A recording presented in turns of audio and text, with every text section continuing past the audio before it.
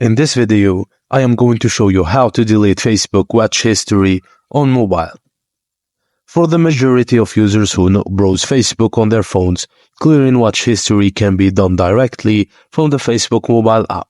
Follow these steps to delete your watch history on Android and iPhone. 1.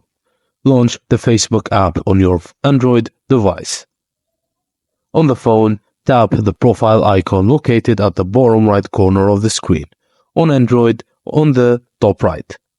And then select Settings.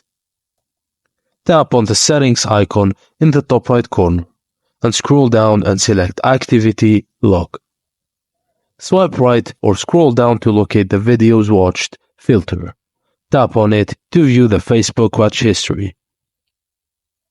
Tap on Clear Video Watch History, then select Clear to confirm the action. Once confirmed, your entire Facebook watch history will be cleared from your account. And that's it, guys, as simple as that. Thank you for watching, and please don't forget to like and subscribe for more.